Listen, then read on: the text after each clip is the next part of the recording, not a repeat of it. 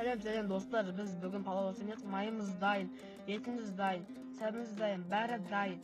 Майды қатты қыздырып қойды. Өйткені біз қазір тауық етін салғанымызда тауық етін қызарып пісіру үшін отты жақсылап жағып қойдық. Міне етімізді салып аламыз.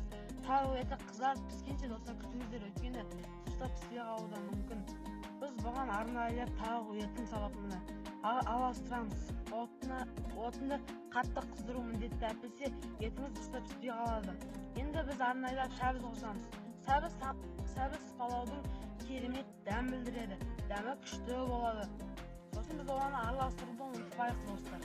Арнайылап жақсылап араластыру керек. Үстіне енді біз күріш қосамыз. Күріш ол арнайылап дәм береді. Керемет болады палауымыз. Енді оның үстіне су құю керек. Бірақ қатты жақын емес, қатты алыс емес. Отымызды жақсылап жағу керек. Енді дәмін көрейік достар. Міне пісіп қапты, енді араластырып жібереміз.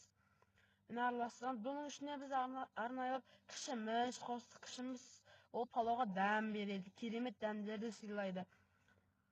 Біз оны арнайылап үйге кіргізіп алдық, жылы жерге. Енді тамағымызды салайын деп жатырық. Міне салып жатырық. Керемет иіс, керемет дәм достар.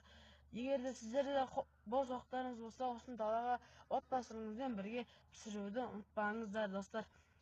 Енді көріп отқаныңызға рахмет, лайк басып, коммент жазып кетуді ұмытпаңыздар. Бізге ас болсын. Көп